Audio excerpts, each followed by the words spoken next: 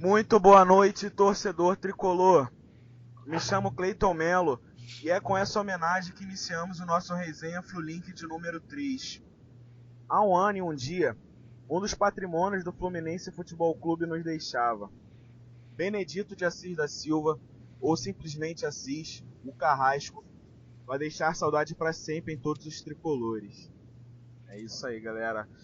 Agradecemos desde já a sua audiência para mais um programa em nossa rádio, que visa repercutir apenas notícias do nosso clube de coração. Falaremos hoje dos acontecimentos mais importantes que ocorreram na última semana, sempre ressaltando que você pode participar conosco e ter a sua opinião divulgada ao vivo. No Twitter, somos o @Flulink. Você pode nos mencionar ou então utilizar a hashtag Rádio Flulink. Bom, a nossa mesa hoje tem duas mudanças em relação ao último programa, novamente promovendo a estreia de um membro e com mais um novo convidado.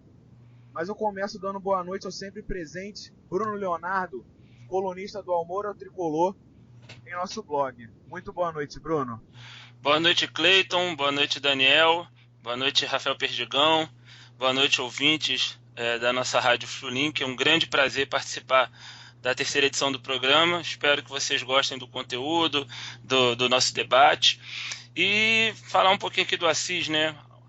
Há um ano, ontem completou-se um ano do falecimento do nosso ídolo. E falar de Assis sem usar um pouco da emoção é impossível. Eu tive o prazer, ainda menino, ali na casa dos meus 10, 11 anos, assistir o Assis jogar, e ele foi realmente o maior carrasco, talvez, da história recente do Flamengo, né? Assim, decidiu em 83, decidiu em 84, mas era carrasco com a bola, porque fora do campo era a perfeita tradução da fidalguia tricolor. Era um homem com H maiúsculo, uma pessoa de bem e um exemplo de atleta, de profissional. Assis, onde quer que você esteja, receba o nosso carinho, porque você realmente está no panteão dos ídolos imortais do Fluminense. É isso aí, agora sim. A estreia de hoje é de Rafael Perdigão, colunista do Flulink Relembra. Muito boa noite, Rafael. Boa noite, Cleiton. Boa noite, Daniel. Boa noite, Bruno Leonardo. Boa noite a todos os ouvintes tricolores que estão aqui presentes conosco hoje. Então, acho que não tem muito o que falar do Assis, né? Ele mesmo já se definia um herói da história do Fluminense, uma pessoa carismática, uma pessoa simpática e que parece que até hoje a ficha não caiu mesmo. Faz um ano já, mas a torcida sente muita falta do Assis. E só deixar o nosso muito obrigado mesmo por tudo que ele fez pelo Fluminense, né? É isso aí, o nosso convidado de hoje é o Daniel Souza, amigo de Twitter e sempre muito inteligente nas suas percepções sobre o nosso tricolor. Boa noite, Daniel. Boa noite, Cleiton. Boa noite, Rafael. Boa noite, Bruno. Boa noite a todos os ouvintes. É uma enorme satisfação estar aqui, uma enorme honra, uma resenha de alto nível desse para debater o nosso Fluminense. Minha homenagem ao Assis. Eu sou mais novo, nasci em 95, não vi o Assis jogar, mas só de ver os vídeos das finais que o Fluminense ganhou com ele, as histórias, sabe, é de arrepiar. É um cara que simboliza como poucos o Fluminense e, na minha opinião, na minha humilde opinião, na difícil escolha que é de fazer um grande ídolo, o maior de todos para o Fluminense, na minha visão, Daniel, ele ganha porque, para mim, todas as finais, todo o simbolismo, o carrasco do nosso maior rival, né? É um cara que representa muito, foi muito duro pra gente, muito inesperado perder ele ano passado. E toda e qualquer homenagem a ele é válida. Estamos aqui sempre reverenciando as conquistas e os gols dele pelo Fluminense. Obrigado por tudo, Assis, e vamos em frente com o nosso debate. É isso aí. Bom, e agora que todos estão apresentados, nós vamos às pautas do nosso programa Resenha Flulink de número 3. Desfalcado, Flu empata com São Paulo no Morumbi. Wagner recebe proposta de clube chinês e deixa o Fluminense. Além de Osvaldo, o Wellington Paulista é mais um reforço para o Brasileirão. Com Edson suspenso e ingresso mais caro, Flu recebe o Cruzeiro no Maracanã. Bom, e como sai uma notícia de agora, eu vou lançar a enquete para os ouvintes. Você participa pelo Twitter, @Flulink, ou hashtag Rádio Flulink. Você diz aí, vazou a camisa branca do Fluminense, camisa de número 2 para a temporada, já que estamos no meio da temporada de 2015, né? Temporada 2015-2016. O que você achou da camisa? É bonita? É feia? Logo, logo nós vamos postar essa camisa, essa imagem da camisa no nosso perfil, e vocês vão poder comentar em relação a ela. Mas essa é a nossa enquete de hoje. Vocês aprovaram a nova camisa do Fluminense? Bom, então nós vamos começar o nosso debate, óbvio, falando do empate em 0-0 com o São Paulo no Morumbi. Partida onde a gente veio desfalcado pra caramba, sem Vinícius, sem Wagner, com o Gerson novamente na ponta direita, enfim, com pênalti não marcado. Enfim, vamos começar aí esse debate falando do empate em 0-0. Quem se habilita para começar? Eu posso começar aqui, Cleiton. Queria falar que eu vi muita gente criticando a postura defensiva do Fluminense nesse último jogo, mas eu não acho que o Anderson tenha feito errado. E, na verdade, a gente já tinha a ausência do Vinícius, na verdade, que vai ficar 2 meses sem jogar, e acho que a ausência do Wagner, que a gente vai comentar depois, foi meio de surpresa que a gente foi pego, né? Inclusive, eu acho que o Anderson também. Então, a entrada do Pierre fez naturalmente com que o time ficasse mais defensivo, mas era a única oportunidade mesmo de botar alguém no lugar do Wagner, porque os nossos outros armadores, como eu já falei, o Vinícius está machucado e o Robert também seria outro e estava machucado, além do Gerson, que já estava jogando. Então eu acho que, apesar dessa postura defensiva, o resultado de empate foi bom, e eu só não gostei muito que a gente não teve muita oportunidade de contra-atacar. Eu acho que com o Marcos Júnior e com o Gerson, a gente poderia ter tido ainda explorado mais a velocidade dos nossos jogadores. Mas foi um bom resultado, sim, e gostei muito da atuação do Pierre. Alguém de acordo? Eu escrevi um texto sobre esse jogo, explorando as duas maneiras possíveis de interpretar não só o resultado, como também a atuação do Fluminense, né? E aí eu recorri àquela metáfora, cá para nós até um pouco manjada, mas eu acho que não tinha outra melhor, do copo meio cheio e meio vazio, né? O otimista vê o copo sempre meio cheio, né? Quando você preenche um copo pela metade, o otimista vai ver a parte preenchida, e o otimista vai ver a parte vazia. Eu achei óbvio que o resultado em si foi interessante, diante de um grande clube que é o São Paulo, jogando em casa, um clube pressionado, jogadores se alfinetando após o término de cada partida, nas entrevistas de beira de campo, reclamando de salário atrasado. O Michel Bastos chegou a ser engraçado ouvi-lo falando outro dia, que não disseram para ele que no São Paulo se atrasava salário também, que a fama do São Paulo era que pagava em dia. E o cara reclamando assim publicamente, o Osório reclamando do desmanche do elenco. Então eu pensei, jogo difícil, os caras estão em busca de uma vitória e vão querer, obviamente, espantar a crise em cima do Fluminense com uma vitória. O time que está no G4, então uma vitória que daria moral ao São Paulo. Então, por esse aspecto, pela arbitragem caseira, né, que deixou de aplicar um pênalti sobre o Gerson, deixou de aplicar pelo menos 2 expulsões, pelos desfalques do Fluminense. O Vinícius vai ser o desfalque mais prolongado, no máximo aí 2 meses, né, de 45 a 60 dias de ausência, e essa ausência de última hora do Wagner. De fato, eram muitos elementos negativos ou que traziam um adicional de dificuldade para o Fluminense. Só que eu acho que se você quiser, se o seu objetivo é permanecer no G4 ou lutar por título, você nunca pode olhar para o empate e achar que foi bom negócio, sabe?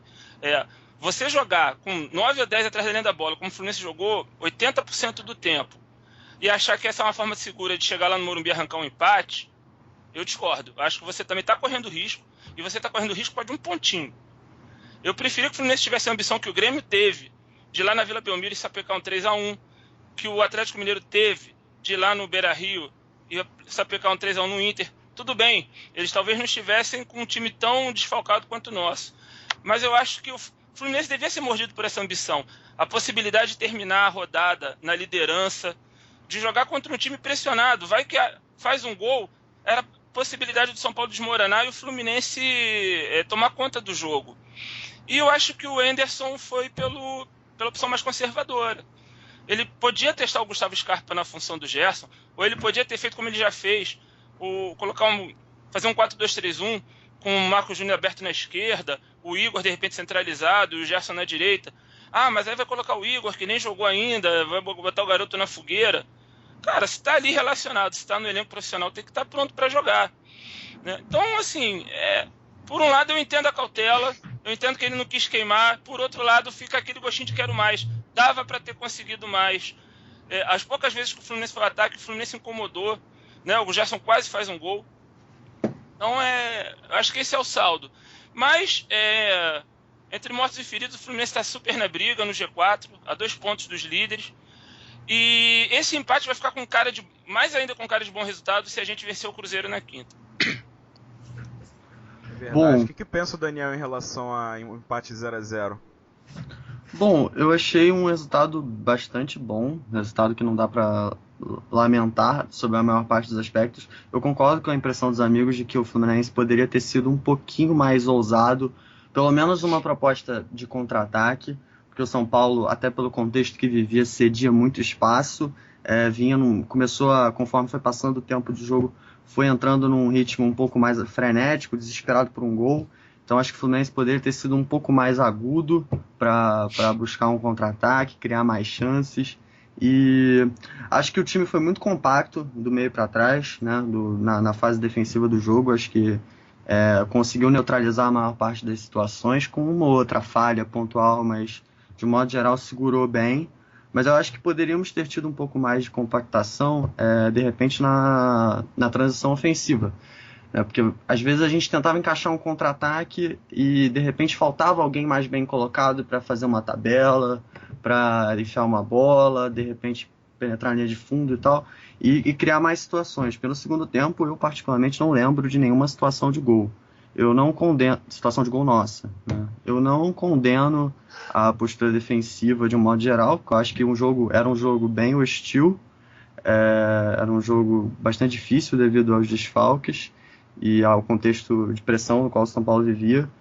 Mas mesmo com essa postura defensiva, acho que a gente poderia ter tido um pouco mais de ambição, sobretudo no segundo tempo, porque houve espaços, os espaços estavam lá, o São Paulo cedia esses espaços e a gente acabou não sendo preciso para incomodar, né? No segundo tempo a gente no final do jogo estava rezando para acabar, porque tirando ali nos últimos 3, 4 minutos, que teve realmente aquela chance do Lucas Gomes, né?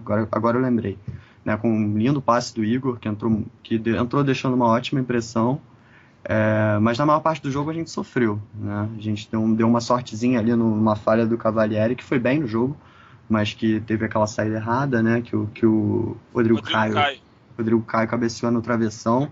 Ali foi Assis nos ajudando, Assis, Castilho e todas as nossas divindades, porque se levasse o gol ali seria complicado. Mas não condeno, acho que o time lutou, conseguiu tirar um resultado aceitável. E, bom, mas já que a gente empatou fora de casa, a gente tem que partir da premissa que tem que buscar a vitória dentro de casa, né? Quinta-feira é um jogo bem difícil, a gente vai falar depois dele, né? Mas já que a gente se contentou com o empate fora, temos que compensar com 3 pontos dentro de casa. E até aqui a gente tem sido bem caseiro, temos vencido a maior parte dos jogos no Maracanã, e a continuar nessa toada para ver aos pouquinhos aonde a gente consegue chegar nesse campeonato, que é um campeonato muito nivelado e muito imprevisível, né? Os times vão oscilar muito e o Fluminense tem um time bastante técnico, do meu ponto de vista, tem algumas falhas no elenco que a gente pode debater melhor, mas num campeonato nivelado como esse, acho que todo mundo tem direito de sonhar. Então, mais ou menos isso. Nós somamos 1 ponto, que poderiam ser 3 naquele lance do Gerson próximo do final do primeiro tempo. Concordam ou discordam? Então, eu acho que eu não tô querendo contestar o Gerson, pelo contrário, eu defendo muito ele. Eu acho que com certeza foi pênalti, mas eu acho também que ele demorou um pouco a finalizar. Não sei se os amigos concordam, mas eu acho que ele ficou com medo de bater com a perna direita. Ele recebeu a bola do Marco Júnior, ele já podia ter tentado de repente a finalização mais rápida. Ele quis esperar e tal. Eu até acho realmente que houve empurrão nas costas dele, mas eu acho que ele de repente poderia ter evitado esse empurrão já finalizando a bola pro gol e de repente fazendo, né? A primeira matada de bola dele com o pé esquerdo, se vocês repararem na câmera lenta, ele dá uma segunda ajeitada com o pé esquerdo, para preparar o chute provavelmente para o pé direito. Aí nisso que ele dá a segunda ajeitada, é que o Reinaldo empurra e leva ele ao chão. Foi pênalti. Agora, o que às vezes deixa as pessoas divididas quanto ter sido pênalti ou não, foi a demora do Gerson ter chutado. Aí ficou aquela dúvida, será que ele ficou esperando o contato para se jogar, ou não ficou? Eu achei que não, porque ele é muito canhoto mesmo, ele titubeou em chutar com o pé direito. Mas eu sou da opinião, cara, que você tá na cara do gol, chuta com o pé ruim mesmo. Às vezes você dá uma sorte, a bola resvala no zagueiro e entra, o goleiro aceita o frango, enfim, dá um rebote, alguém vem de trás e completa, mas chuta, né? Ele acabou demorando, deu a opção do lateral ali empurrá-lo e do juiz caseiro fazer vista grossa, né? Então era melhor ter chutado. Concordo. Acho que tanto uma coisa, a gente reclamar de uma coisa não impede que a gente reclame da outra, né? Eu acho que o pênalti existiu, acho que foi o jogador deles, acho que foi o Reinaldo, usou o cotovelo nas costas, tipo, é um lance que não tem muito o que contestar, sinceramente. Mas realmente eu acho que o Gerson demora. Se é um jogador um pouco mais experiente, com um pouco mais experiente, com mais cacuete de finalização, de área ali, de disputa de espaço, a gente poderia ter feito aquele gol e nem precisar ter reclamado dessa infração dentro da área que de fato aconteceu. Mas eu também sou adepto de segurar um pouco assim, a corneta em relação ao Gerson. Vejo que a galera tá muito revoltada, né, no Twitter e tal. Eu tenho me controlado e tal, porque eu acho que, sei lá, um jogador de 18 anos que ele tem, né? Tem 17, eu acho. 17 ou 18, não sei. Ele fez 18 anos recentemente. Já fez 18. Eu acho que, assim, criticar, todo jogador tá sujeito a críticas. Criticar é normal. A gente critica até o Fred, que é uma figura fundamental pro nosso time, às vezes. Critica às vezes. Fundamental ele é sempre, mas enfim. O Gerson não tá imune a críticas, mas eu acho que a galera tem pego um pouco pesado, no sentido de corpo mole, ensinar esse tipo de coisa. Eu acho um pouco pesado. Eu acho que ele não tem sido escalado na posição que rende mais. Não acho que ele não esteja, digamos assim, se esforçando. Acho que é uma questão de repente evoluir taticamente, participar melhor do jogo, ocupar melhor os espaços e de repente começar a produzir mais para o time. Mas eu acho que quando a gente parte da premissa que bota um garoto de 18 anos com uma função de protagonista praticamente da equipe,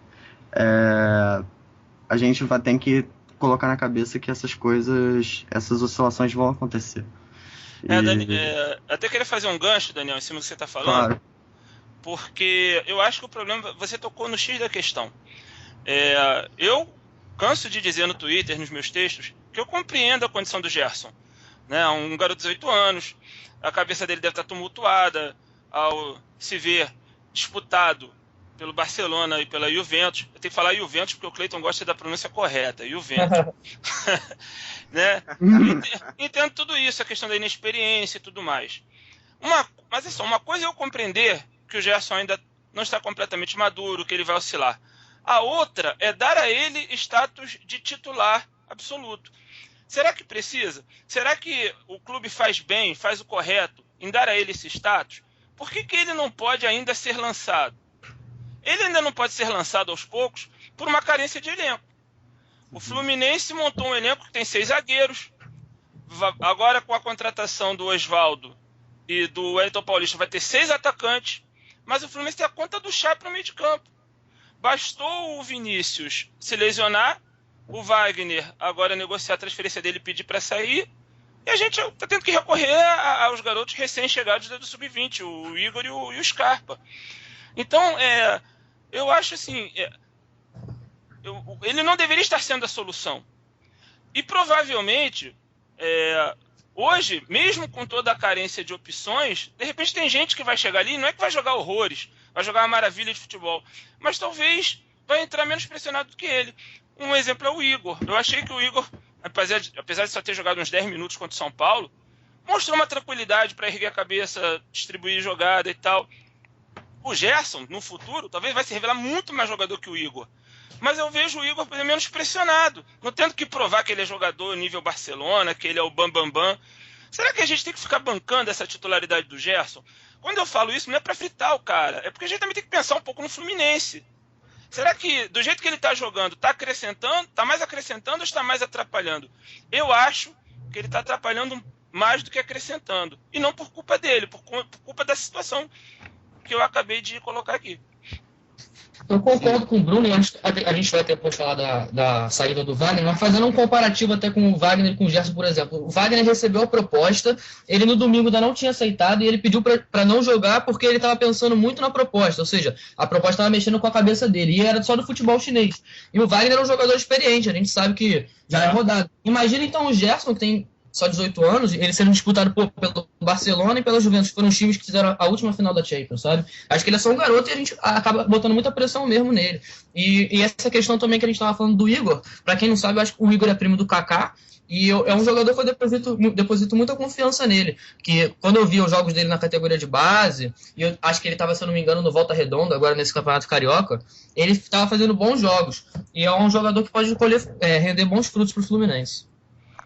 Eu tenho Sim? Posso só fazer uma conclusão rapidinho? Claro.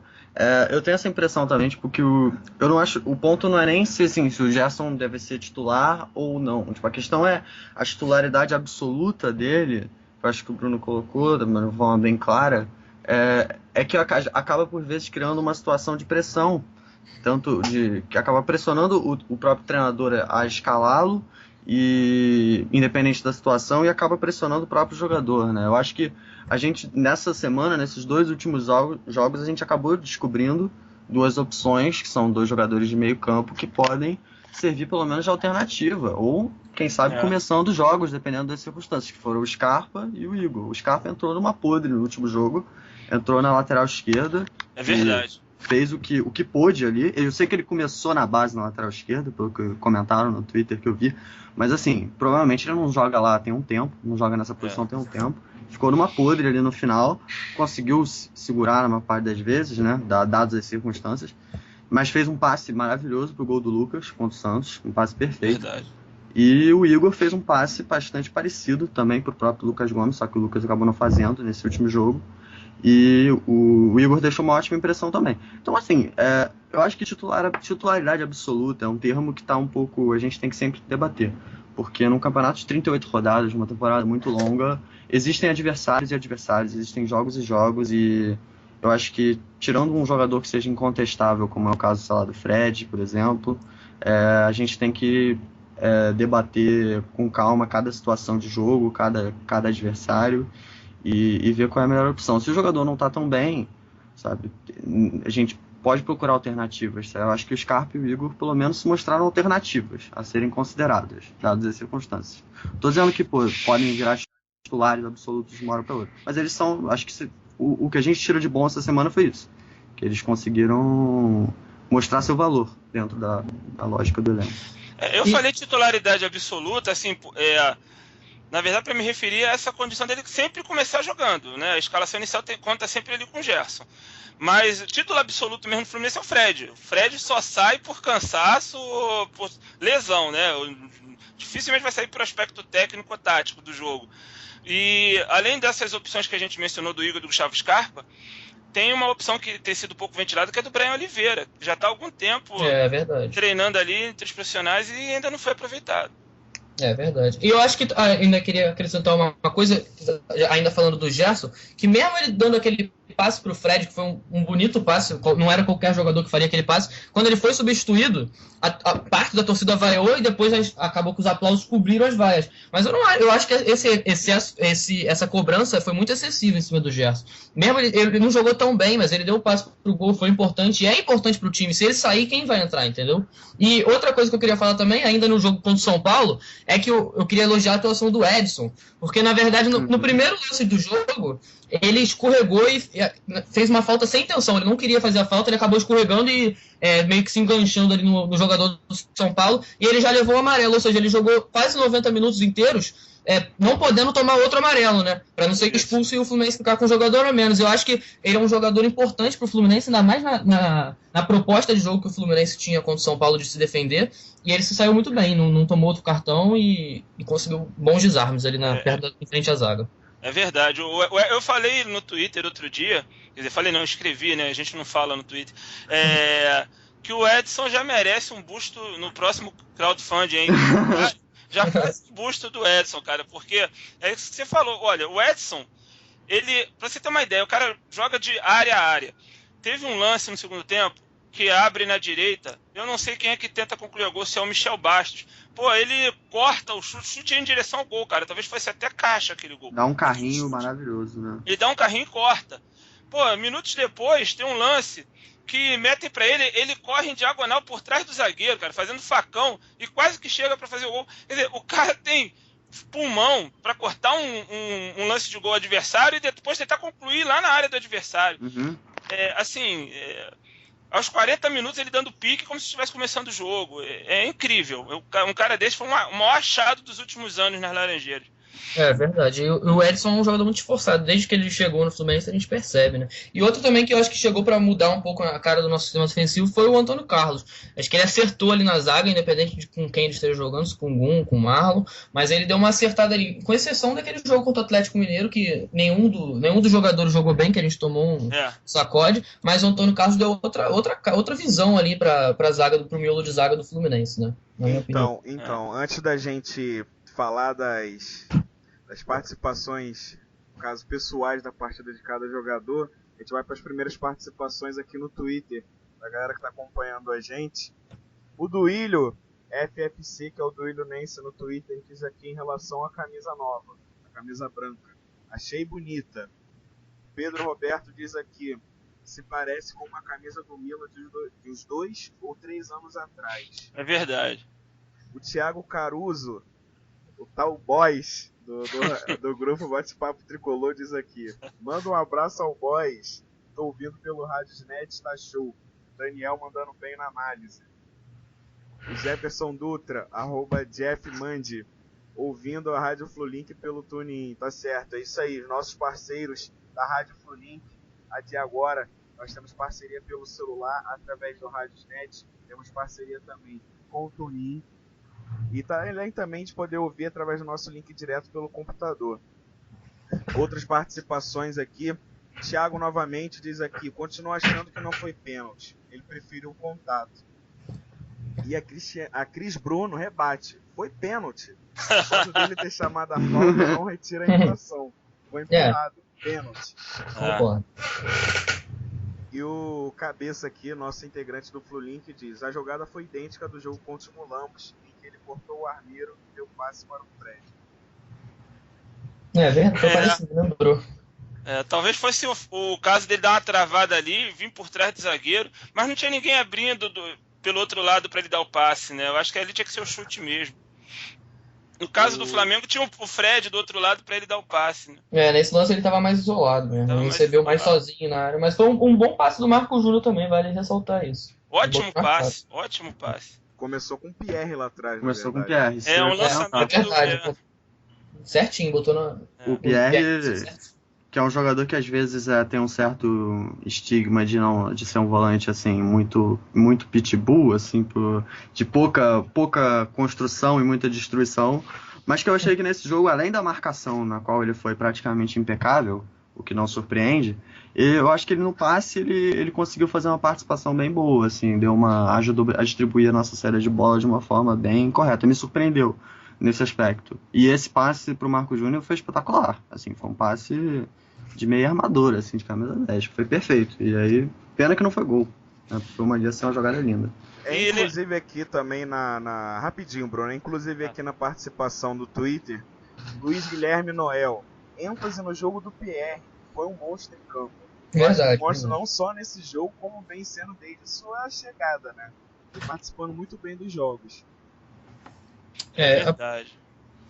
Apesar dele não estar entrando sempre como titular, mas quando ele entra para segurar o jogo, ele está desempenhando uma boa função mesmo. É isso aí, o Thiago novamente diz aqui também: Bruno está correto sobre o Gerson. Valeu, Thiago. E o Jefferson Dutra aqui, só para encerrar parcialmente aqui as participações no Twitter, ele diz aqui: manda um abraço pra galera de Caicó, a Flu Caicó. Opa, abração aí pra galera do Rio Grande do Norte, de Caicó, que está nos ouvindo. Agradeço pela audiência, com certeza. Eu quando fiz faculdade de comunicação na UF, tinha um professor que era de Caicó, o Moacir Cirne, o Jefferson conhece. E tinha uma figura lá, uma lenda, que era o Chico Doido de Caicó, que Talvez em outra oportunidade eu fale um pouco. Ele tem ótimas histórias, inclusive envolvendo futebol. Mas é um abraço pra galera de Caicó, né? Eu acho que, se não me engano, é a segunda maior cidade do Rio Grande do Norte, né? Só tá atrás de Natal. Acho que Mossoró é a segunda maior. É a segunda maior? Mas tá entre as maiores. É uma das maiores, sim. É.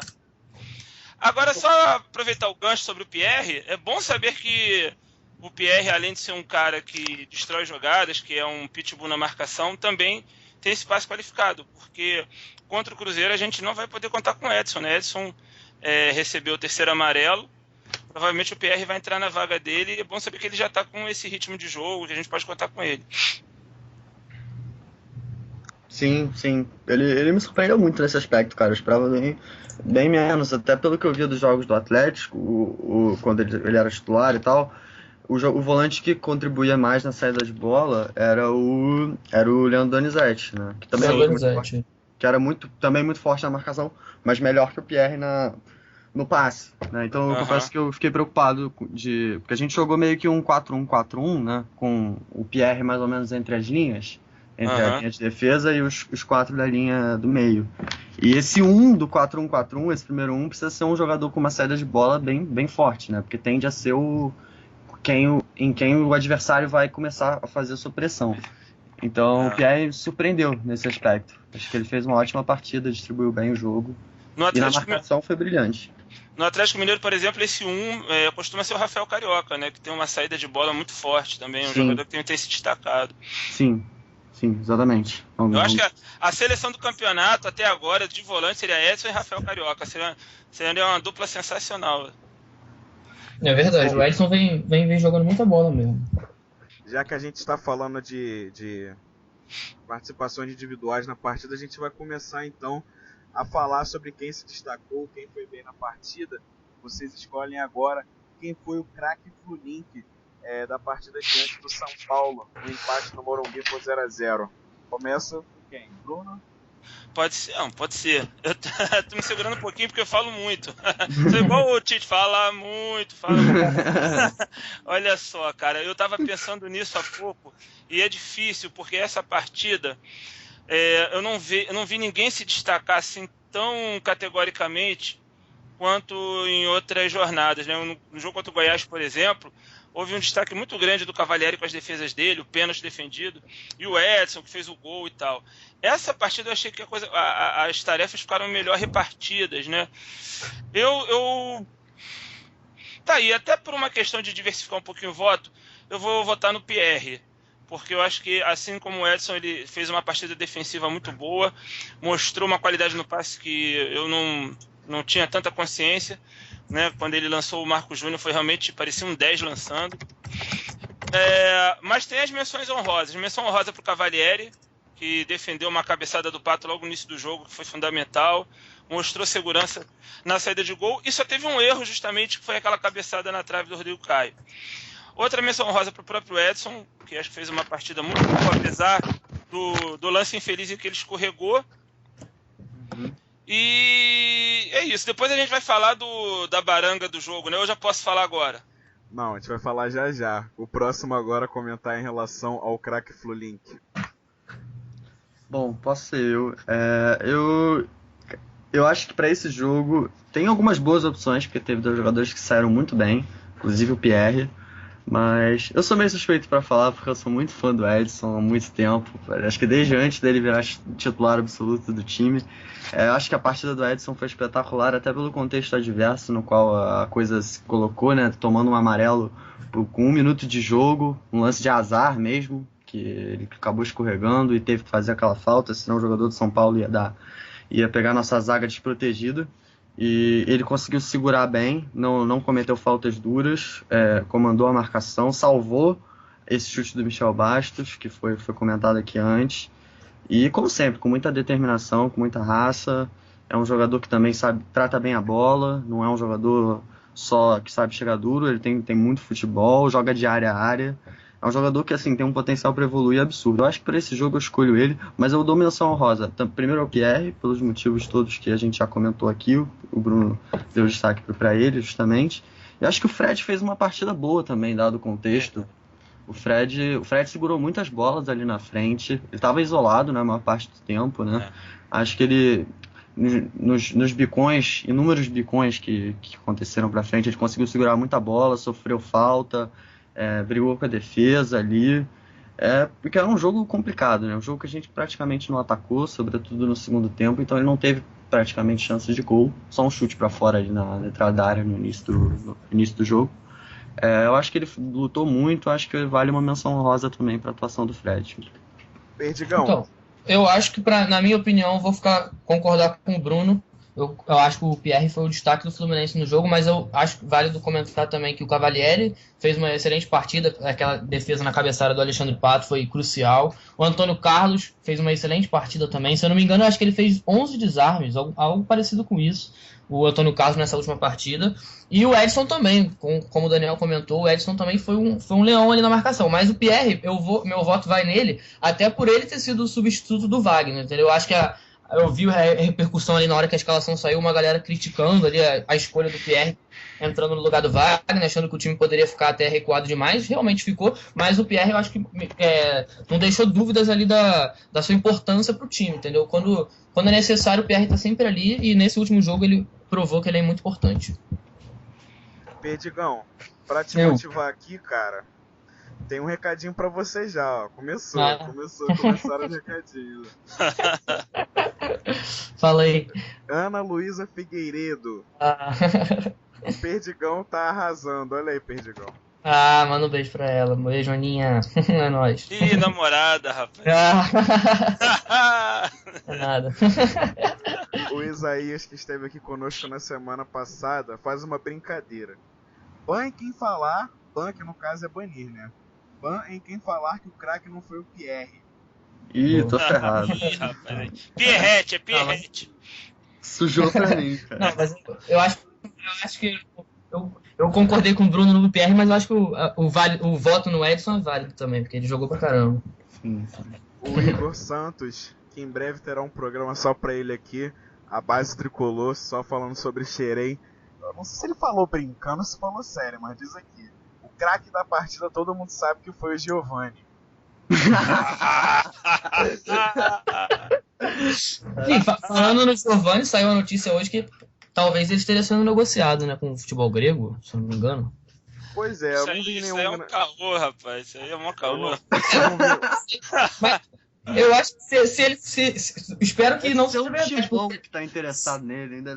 Não sei, eu nem sou muito fã do Giovani, não, mas eu acho que ele vai fazer falta nesse momento, assim, porque não tem, né, o reserva dele seria o Breno, né, mas também não sei se é confiável, porque um jogo que ele fez, ele jogou bem, né, mas eu não sei, era o quarto reserva no Cruzeiro, não torcei que o Giovani fique. Giovani é aquele tipo de jogador que eu defino geralmente como jogador nota 5, tá ligado? Aquele jogador que às vezes irrita, às vezes faz uma partida boazinha e tal. Não tem, acho que, nenhuma característica muito marcante, positiva. Acho que a característica marcante dele é errar cruzamento, eu acho. Os poucos que ele faz, ele erra. Temos também a participação da Célia Queiroz, que assim como a semana passada, repete aqui. O craque do jogo foi o Cavalieri. A gente sabe que você é fã do Cavalieri, mas ele fez uma grande partida com certeza. É um voto válido. Eu vou dar logo uma dica pros colegas aqui de mesa. É o seguinte, se for corneta em todo mundo, só não corneta em dois caras no futebol, o Cavalieri e o Sobis, senão a série é capaz de ir na casa de cada um com a peixeira na mão. Olha aí. Tirar satisfação. Então é melhor não correr o risco, não. Por sorte, são dois jogadores que eu também tenho muito respeito, então não terá esse problema. Qualquer tricolor, eu acho que respeita o Sobis e o Cavalieri, que dois ídolos pra mim, na minha opinião, ídolos do Fluminense. Sim, então... Eu corneto do Sobis, mas eu tenho uma camisa 23 em casa. Eu espero que o Sobis agora ajude a eliminar o Inter, porque eu seco todos os brasileiros mesmo. Agora, da semana que vem, tem a Libertadores, né? Tigres e Inter. É verdade. O Wallace Almeida participa aqui com a gente, diz aqui. O Pierre é o mascherano brasileiro. Caiu muito bem no Eita, já tem fã-clube Pierre, hein? Eu acho que o mascherano que é o Pierre argentino. Eita! Ai, meu Deus. Aí a gente faz a comparação, né? É o Pierre que é o mascherano ou o mascherano que faz o Pierre? Parece o Pierre, né? Bom, agora nós vamos passar para a baranga da partida. Para quem, obviamente, não conhece o termo, quem foi mal no jogo, né? Isso. E aí eu passo a bola para vocês. Eu acho que eu já tenho uma ideia de quem possa ser, mas eu prefiro que vocês parem.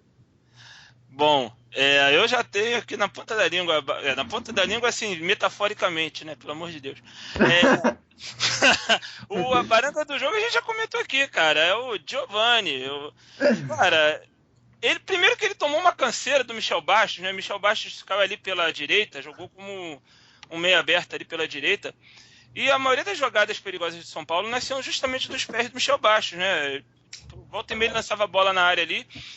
E eu fico pensando assim, o Giovani, qual o papel que ele exerce no time do Fluminense? A gente já sabe que não é o lateral ofensivo, não é o cara que se manda pro ataque, que é projetado pra gente fundo toda hora para cruzar.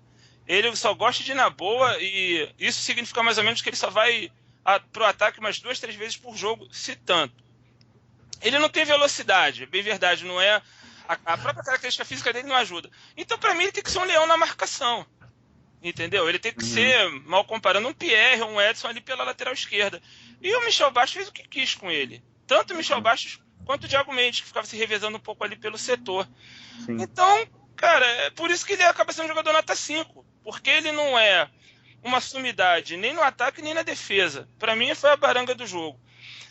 Menção desonrosa um pouco pro Wellington Silva, não chegou a fazer uma partida horrorosa, mas ele teve um domínio errado de bola ali. Quase entregou um gol ali na furada. Quase resulta num gol, aí a bola é centrada na área, eu não sei se é o Pato que cabeceou, se é o Luiz Fabiano, ainda bem que cabeceou fraco e o Cavalieri encaixa. No primeiro tempo, né? Não, já foi no segundo. Eu acho que foi o Ganso que cabeceou a bola. Cabeceou, esse lance aí foi no primeiro tempo, mas ele deu brecha também durante o jogo todo, pelo menos... Eu vi o Wellington Silva dando brecha em boa parte da partida. Teve uma matada errada de bola no segundo tempo, com certeza, que gera um ataque de São Paulo e a bola é cabeceada pro centro do gol. Então, ele também deu uma pichotada também no primeiro tempo. Então, menção desonrosa para ele. E, bom, o pessoal vai achar que eu tô querendo pegar no pé do garoto, né? Mas, assim, uma coisa é eu compreender que ele vai oscilar, outra coisa é analisar o desempenho em si. Eu achei que o Gerson também merece uma mençãozinha desonrosa.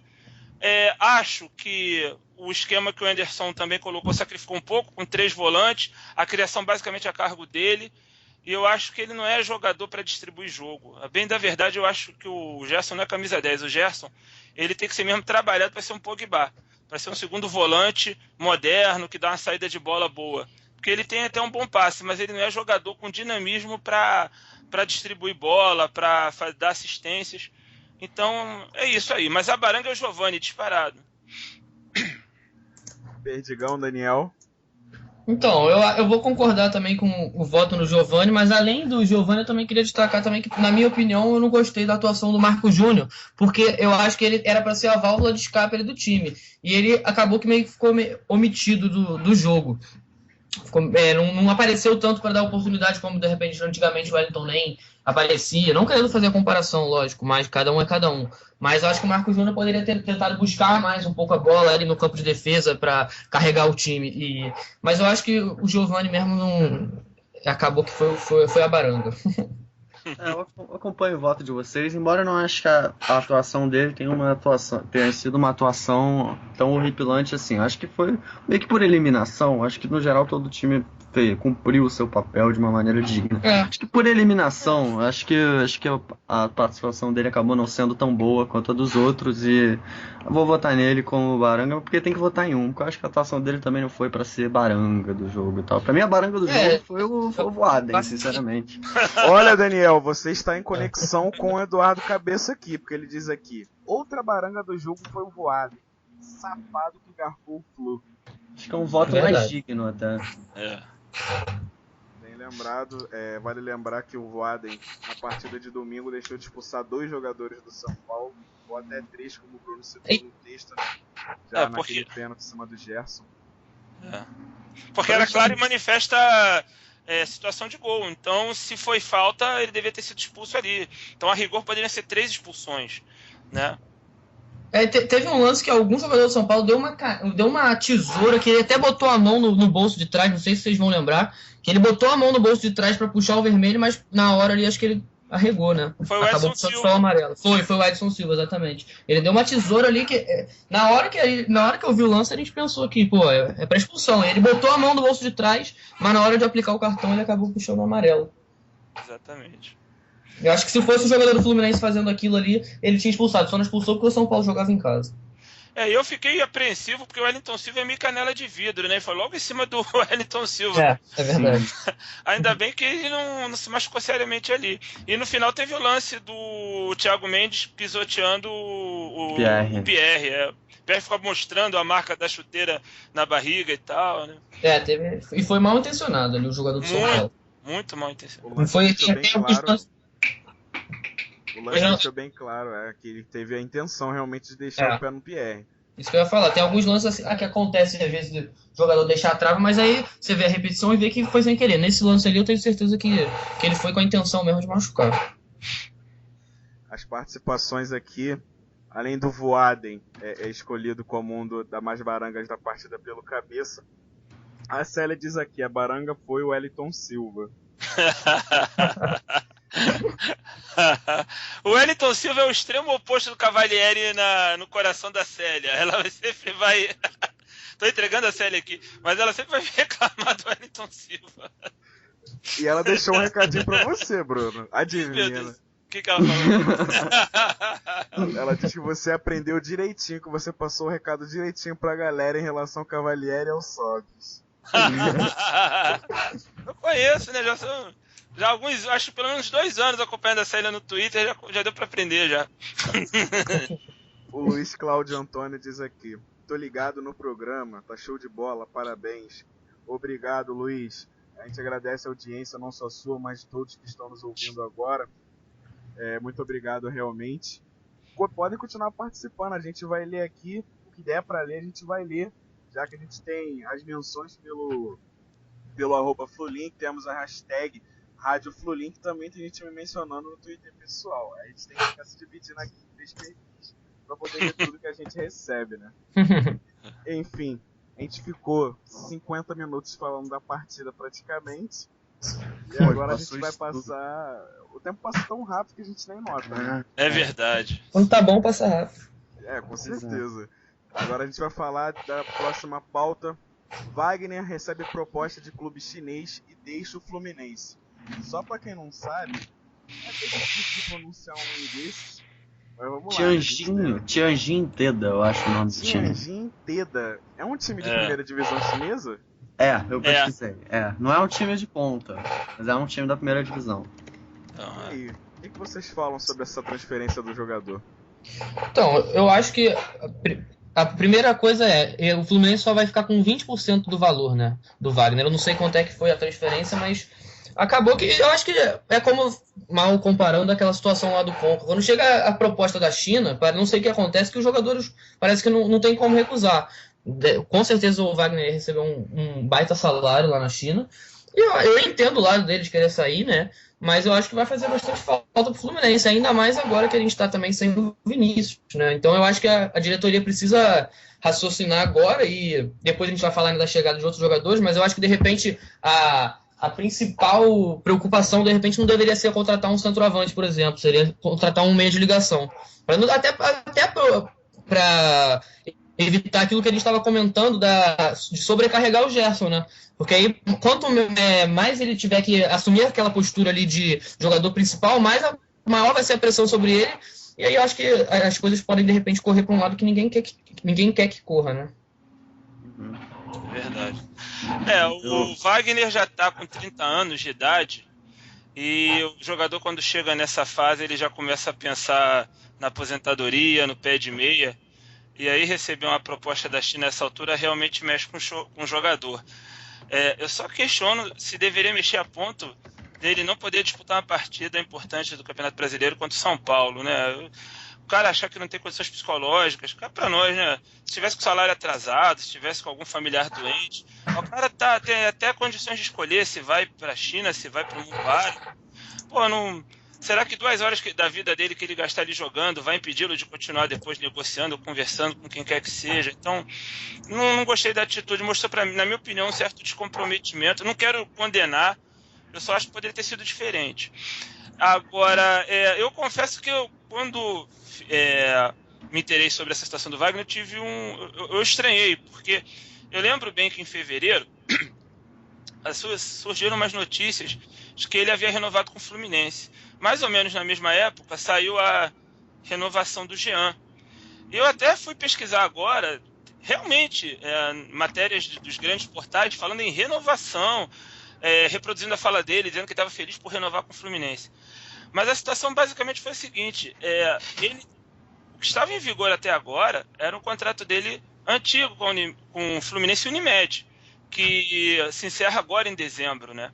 Então ele tinha assinado em fevereiro um pré-contrato com o Fluminense, em que assim que terminasse esse contrato dele antigo em dezembro, entraria em vigor esse novo contrato, e aí o Fluminense assumiria integralmente os vencimentos do Wagner.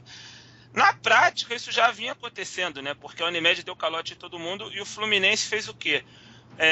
Chegou para assim, olha, a gente vai dar um reajuste salarial, entendeu? Para compensar, em parte, esse calote que você está tomando da Unimed, você fica com a gente aqui até dezembro, até o final desse contrato, e a gente discute um pré-contrato para entrar em vigor depois de dezembro. E ele topou. Então, por conta disso, que os direitos econômicos ainda são repartidos dessa forma, apenas 20% para o Fluminense, porque ainda reproduz o contrato antigo com a Unimed é que tem a maior parte desses direitos, né? Então, provavelmente, vai ser a chance, quem sabe, da Unimed pagar o que deve ao Wagner, porque com 13 milhões, né? Não é um valor muito bom para um jogador que de 30 anos, com o contrato encerrando e tal, se bem que ele tem a questão do pré-contrato. Mas, enfim, a possibilidade da Unimed pagar o que deve a ele, e ele vai para um time da China onde joga o Barcos, que se destacou aqui no Palmeiras, Grêmio, e de onde acabou de vir o Andrezinho, que vai jogar agora no Vasco. Então, é um time desconhecido aqui no Brasil. A gente ouve falar muito do Guangzhou Evergrande, né, do Shandong Luneng, mas é outro clube aí que figura na primeira divisão da China. Bom, então, rapidinho, Daniel, a Célia acrescentou aqui uma informação interessante em relação ao clube do Wagner, que ele vai se transferir, 16º colocado na primeira divisão chinesa. Uhum. Essa é quantos times será que tem? Uma coisa muito mais que 16, né? Capaz de ter 20, 19 por aí, né? É uma informação que infelizmente vai ficar devendo aí, mas provavelmente entre os últimos colocados. Agora você pode concluir aí em relação ao Wagner.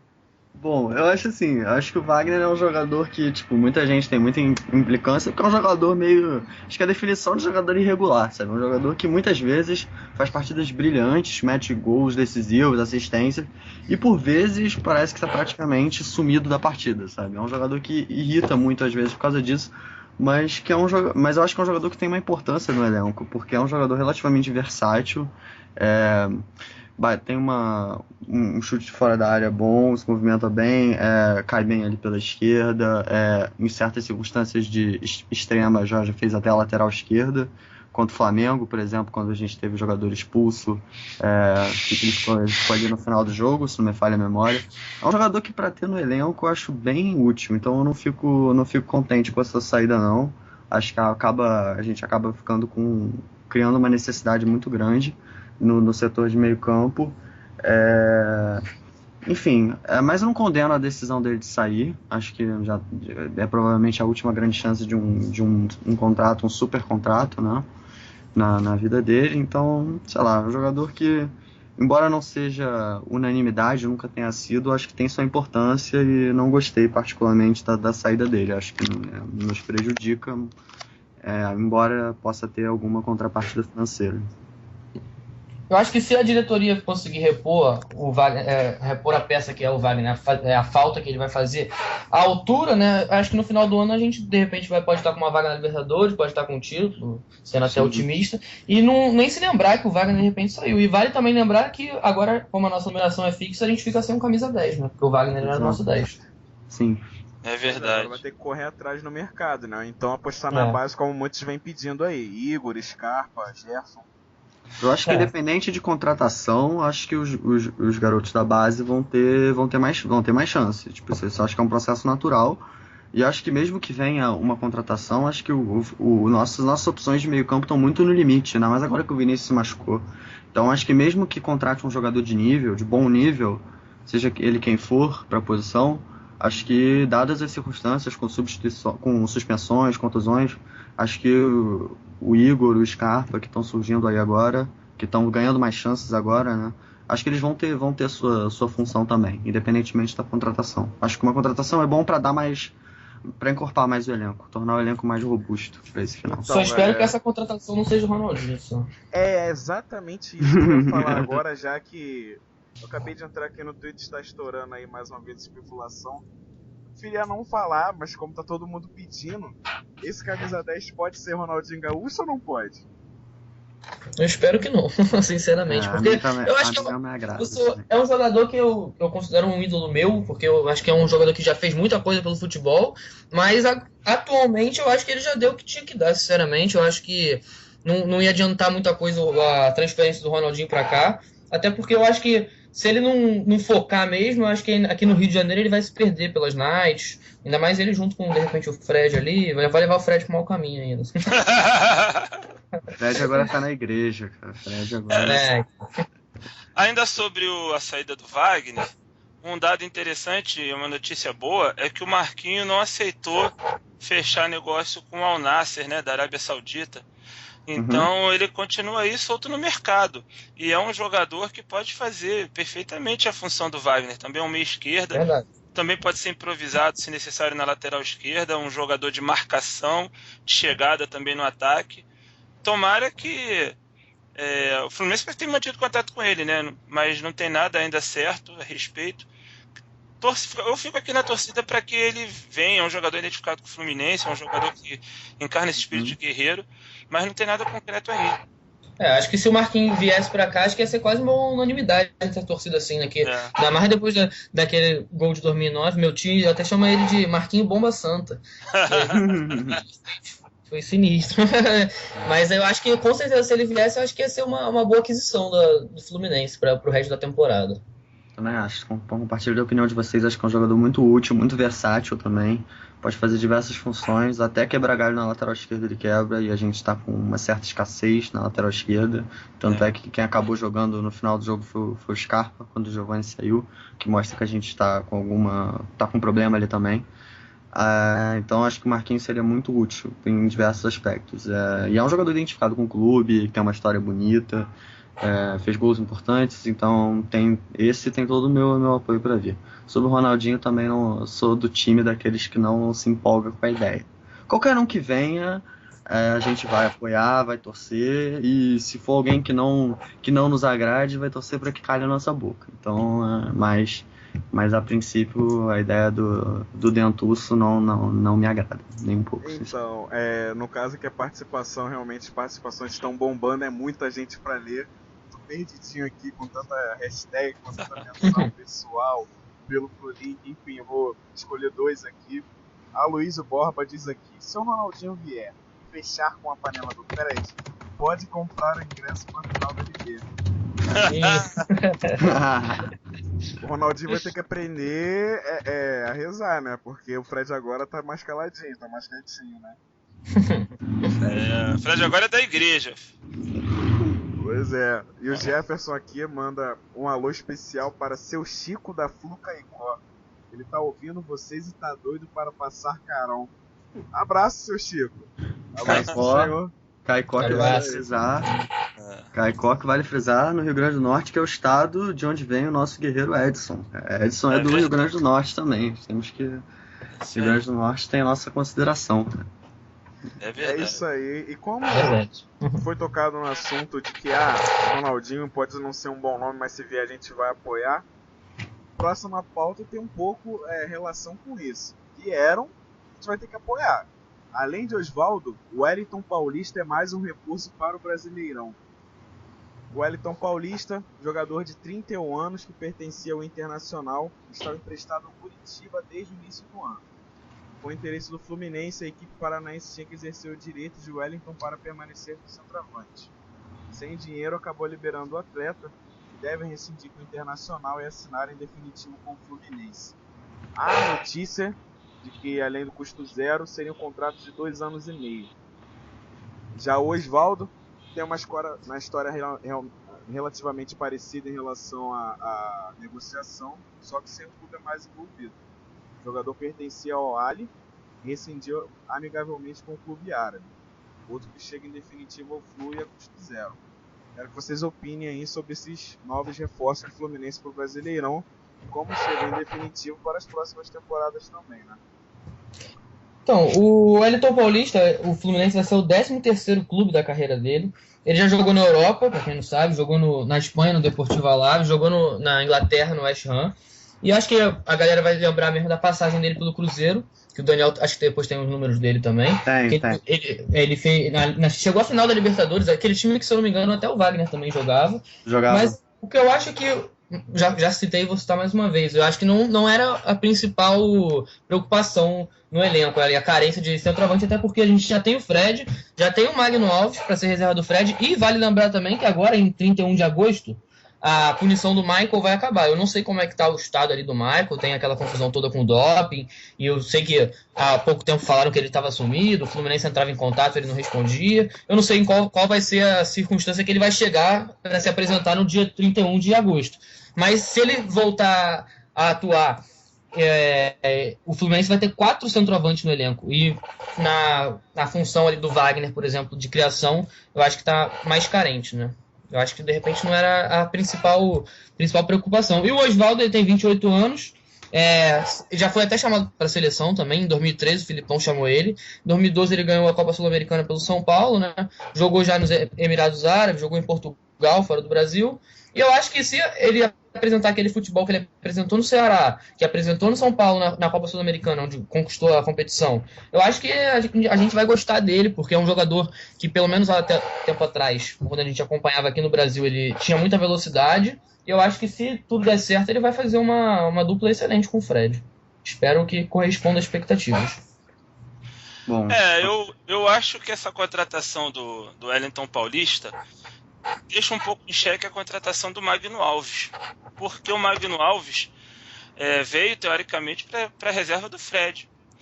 E aí, depois de algumas partidas pelo Fluminense em balançar as redes, o Magno Alves deu uma declaração meio na defensiva: mas eu não sou centroavante, eu não fui contratado para ser centroavante e reserva do Fred, eu sou segundo atacante.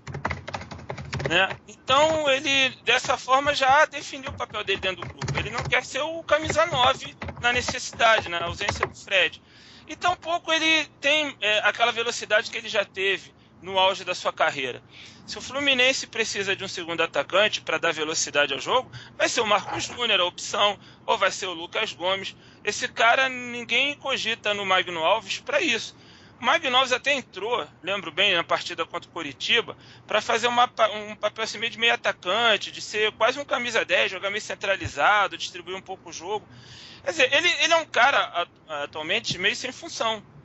Então, eu acho que, na verdade, o Wellington Paulista veio para corrigir uma contratação equivocada que foi do Magno Alves.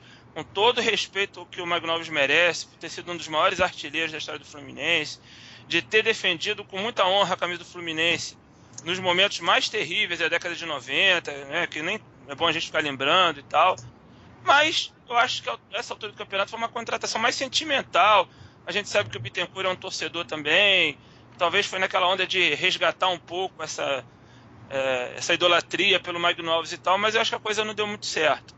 E é um jogador caro, o Wellington Paulista. Estava verificando aqui que quando ele foi emprestado pelo Inter ao Coritiba, o salário dele, que o Inter pagava, era de 300 mil reais. E o Coritiba, a gente sabe, não é clube que tem condição de pagar 300 mil reais ao jogador. O acordo foi o Inter pagar 70% do salário. Né? Ele ainda tem, na verdade, contrato em vigor com o Inter. Então não tenho muita certeza que essa contratação é custo zero, não. Porque eu já li em alguns lugares que o Fluminense pensa dar alguma compensação financeira ao Inter pelos meses restantes de contrato. Tá? E é preciso saber quanto ele vai ganhar de salário no Fluminense.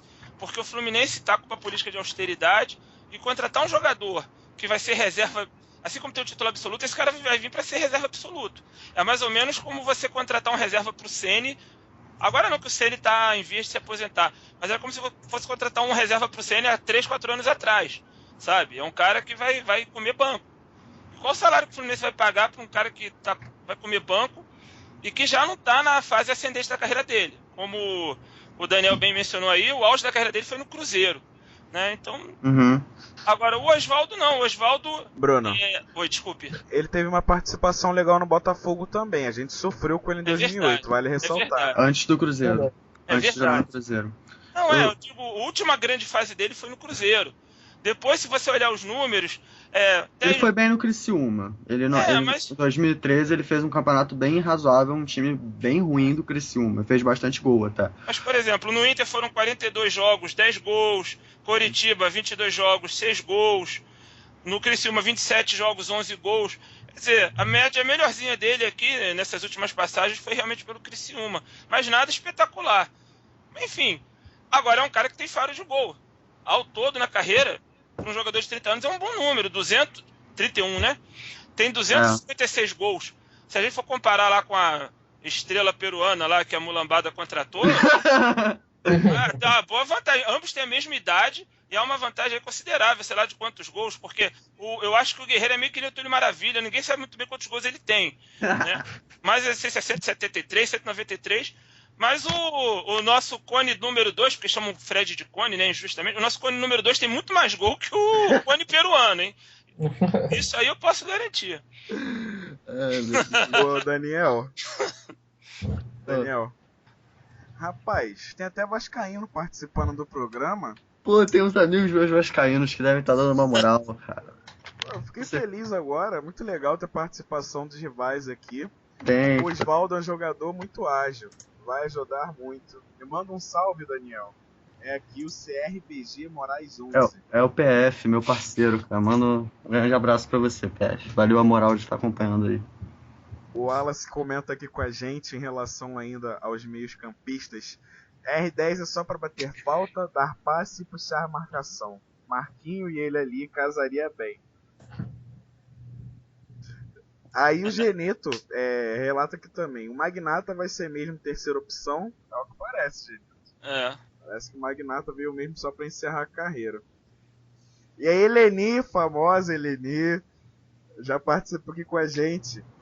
Eu também não gostei que o colchão saiu não. Colchão, Wagner. Rapaz, Eleni é uma figura, Eleni. Já torço pelo dia que você vai... Sim. O Cleiton, vale lembrar também que o Oswaldo, quando estava no São Paulo em 2012, né, a torcida do São Paulo chamava ele de Cristiano Oswaldo, né? Acho que é uma boa contratação do Fluminense, que se ele for pelo menos aí, sei lá, um quarto do Cristiano Ronaldo, já tá bom já. É verdade. E não só em 2012, mas ele foi uma das revelações do Brasileirão de 2011, né? Acho que a gente é capaz de não lembrar que tem pelo Ceará. Foi. O Ceará acabou rebaixado na última rodada, disputando com o Cruzeiro ali, mas ele foi muito bem naquele campeonato. Tanto que acabou sendo transferido pelo São Paulo e teve uma disputa com alguns outros clubes também. Foi pro São Paulo, teve uma temporada de 2012 muito boa, mas acabou não rendendo em 2013 e 2014. Né? No Ceará também naquele ano teve uma participação muito boa na Copa do Brasil. Antes de cair, o primeiro semestre do Ceará foi bom. O Ceará foi muito bem na Copa do Brasil, eliminou o Flamengo até. Ele foi um dos destaques do time. Depois o time acabou caindo de rendimento no Brasileiro e foi rebaixado. Mas o Oswaldo teve Se eu não me engano, o Fernando Henrique agarrava nesse time até, eu acho. Acho que sim. Eliminou o Flamengo da Copa do Brasil. Acho que sim. Se não me falha a memória, sim.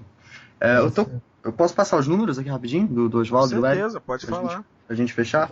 Ou não sei se alguém tinha mais alguma coisa, né? O Wellington Paulista é um jogador que, assim, é uma contratação contestável, até pelo que vocês já falaram, né? É um jogador que é meio que é quase que eles assumindo um pouco uma falha na contratação do Magno Alves, porque teoricamente é um jogador que vem para fazer a mesma função, até que se prove o contrário. E não é um jogador que está em alta no mercado, né? É uma oportunidade que surgiu até o rumor de que o Fluminense tinha gastado 3 milhões na contratação dele, o que parece não ter se provado verdade. Mas, de todo modo, é uma contratação que muita gente chiou e é compreensível. Não é um jogador de técnica refinada e incontestável. Mas os números dele, até recentemente, com uma ou outra exceção, não são tão ruins assim. Por exemplo, no Cruzeiro, de 2009 até 2012, ele teve uma passagem bem longa. Ele fez 75 gols em 160 jogos. É quase meio gol por jogo. Tudo bem, que aí você vai ter muito jogo de estadual, enfim, jogos contra times fracos. Mas, de todo modo, eu acho que é uma média bem sólida. Foi uma passagem boa dele no Cruzeiro. Aí foi pro Criciúma, jogou um semestre no Criciúma, que foi no ano que o Criciúma lutou até o final contra o rebaixamento e escapou. Ele fez no Brasileiro, não teve estadual, porque ele só jogou o segundo semestre, então foi praticamente tudo brasileiro. Fez 11 gols em 27 jogos. Mais esplendoroso, mas num time ruim, não é um número a ser desprezado. Aí no Inter e no Curitiba é que ele não se criou. Né? No Inter ele teve uma média ruim, em 45 jogos fez apenas 10 gols. E no Curitiba 22 jogos e 6 gols. É um jogador que não tá em alta, mas que eu acho que assim, não é esse fim de mundo que muita gente está propagando. Eu entendo o desespero de muita gente, mas não compartilho dessa raiva generalizada. Vamos torcer para que ele prove seu valor no Fluminense. E, sei lá, acho que tá muito na cara. Eu postei quando o Fluminense contratou ele, eu postei no meu Twitter que tá muito na cara que a gente vai ganhar o Fla-Flu com o gol dele, cara. Um gol cagado, assim, dentro da bola, pipocando dentro da área, de canela, assim. Eu mentalizei isso na hora, não sei porquê. Quem sabe no segundo turno. Então, em relação ao Wellington Paulista, eu vejo realmente que 99,7,8 não gostou da contratação. Talvez até entenda, porque, na verdade, a gente é sempre baseado no que a mídia fala e o que a internet reproduz, né? Um jogador que já tem a fama de caneleiro, de ruim de bola, perdedor de gols. Mas a gente não pode também esquecer, aqui no Fluminense Curitiba, ele é um cara que não é... Ele é centroavante como o Fred, mas ele se mexe bem também, ele dá dificuldade pro zagueiro. Ele é um cara que fica aqui, mas depois ele se move, vem buscar a bola um pouco. Talvez seja interessante para as partidas em que o Fred não esteja. Óbvio, não tem a mesma qualidade, mas foram os números aí que o Daniel levantou, né? Não é um jogador de tudo mal, pelo menos eu penso dessa forma. Claro, se fosse entre escolher, entre trazer e esperar o Maicon, retornar o Samuel, ou até postar em algum garoto da base, eu preferia. Mas já que veio, não é de tudo mal, pelo menos na minha opinião é isso. Concordo. E para fechar, só passar os números do Osvaldo também, acho que é relevante. No Osvaldo, como é um jogador mais gelado, na maior parte do tempo, então é um jogador que se caracteriza mais por passes, eu coloquei também, peguei no Fute Dados, eu peguei assistências também, que eu acho que é uma estatística relevante. Né? No São Paulo, eu só consegui dados dele no São Paulo. Jogou 3 anos, né? 2012, 2013, 2014. 2012 foi o melhor ano, fez 8 gols e 4 assistências no Brasileiro. Né? No total da temporada foram 11 gols e 5 assistências em 47 jogos. E 24 jogos no Brasileiro, 8 gols. Média de 1 gol a cada 3 jogos. E 2013 foi um ano muito ruim do São Paulo. São Paulo brigou até contra o rebaixamento. Ele não fez gol no Brasileiro, fez só 5 gols na temporada. Foi um ano fraco dele, mas também foi um ano fraco de todo o time do São Paulo. E no ano passado, mesmo com muitos jogadores de alto nível que o São Paulo tinha no elenco, ele mostrou sua importância. Ele não fez gol no Campeonato Brasileiro, mas fez 8 assistências em 32 jogos, que eu acho que é um número bem razoável. Então, é um jogador que eu acho que nesse nível do Campeonato Brasileiro, que não é tão alto, eu acho que é um jogador que tem bastante virtude, que eu acho que vai complementar muito bem com o Fred ali na frente.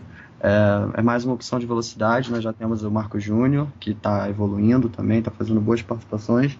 É uma contratação que eu aprovei, cara. Eu gostei muito. Acho que a gente pode se decepcionar, mas é uma boa tentativa, pelo menos. É o tipo da contratação que eu não consigo cornetar, sinceramente.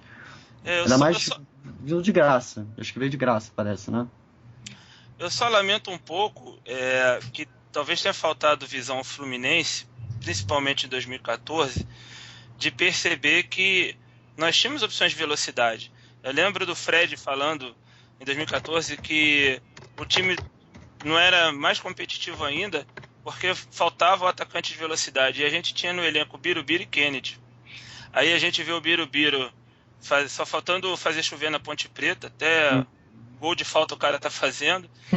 E o Kennedy desabrochou esse ano, né? Mostrou, acho que ele conseguiu superar um pouco daquela bronca que a torcida tinha com ele, especialmente por ele ter feito aquele gesto de silêncio para a torcida quando ele empatou o jogo contra o Cruzeiro ano passado. Mas aí a gente se desfaz de alguma maneira de duas jovens promessas, empresta uma. Parece que o Birubiru existe proposta já de compra, não sei se vai ser efetuado ou não. E o Kennedy, a gente, na minha opinião, vendeu muito mal por 17 milhões de reais, né? E aí a gente vai catar o Osvaldo já com 28 anos, já com uma idade mais avançada, lá na Arábia Saudita. Talvez a um custo mais alto, porque em termos salariais, ele certamente é um jogador mais caro que o Kennedy e o Biro. Claro. Mas, enfim, eu acho que o Kennedy tem muito mais potencial, pode vir a ser um jogador muito melhor que o Osvaldo, assim como o Biro. Mas, enfim, então, como vai vestir a camisa do Fluminense, tem a nossa torcida. É um jogador agudo, é um jogador veloz. Eu percebo pela evolução dos números dele ano a ano que ele deixou de ser um jogador que faz gol, até porque a conclusão dele não é o ponto mais forte, para ser um garçom. Tomara que ele venha e se torne um bom garçom pro Fred, né? É a minha torcida. É o tipo de jogador que é muito importante pro time, que muitas vezes a gente sentiu falta, talvez não, ano passado, que a gente tinha um time com muito mais opções, eu acho, que esse ano, mas a gente sentia falta, mesmo tendo esses jogadores no elenco, como o Bruno falou, mas jogadores da base, que por vezes não recebiam tantas chances. O Birubiru ano passado sequer era testado, sabe? Isso me deixava indignado. Em relação ao Birubiru também, já que entrou na pauta, a gente torce que aconteça com ele o que aconteceu com o Wellington Ney, né? Que, na verdade, o Wellington Ney em 2011 foi emprestado para o Figueirense. O Figueirense brigou por Libertadores. O Wellington Ney chegou a ser uma das revelações do Campeonato Brasileiro. Em 2012 ele retorna do empréstimo e faz aquela dupla com o Fred, que é inesquecível, né? A gente acabou sendo tetracampeão brasileiro com o Wellington Ney jogando ali no ataque e servindo o Fred muitas vezes, fazendo gols importantes também. Então a gente espera que, de repente, o Birubiru esse ano faça uma boa temporada na Ponte, já está fazendo, na verdade, né? E que ano que vem ele volte voando pro Fluminense se a diretoria não negociá-lo, né? É verdade. Então, galera, temos aí cerca de 79 minutos de programa agora. E a gente vai encerrar com a última pauta, falando rapidinho aqui. Com o Edson suspenso e ingresso mais caro, Flu recebe o Cruzeiro no Maracanã. Quero saber as perspectivas, opiniões sobre essa partida, já que a gente vai perder aí um dos nossos principais jogadores desse Brasileirão, né?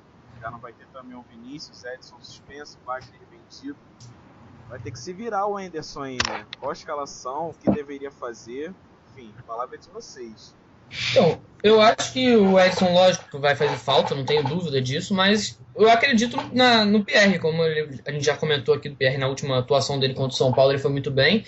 E agora, na minha opinião, o que o Anderson deveria fazer era acreditar no garoto Gustavo Scarpa mesmo, na minha opinião, né? Botar ele no lugar do Edson, deixar o time com dois volantes, que seria o Pierre e o Jean, e já deixar o Scarpa mais solto na criação junto com o Gerson, né? E falando do ingresso também, eu acho que o horário não é agradável, o horário de 9 horas da noite numa quinta-feira.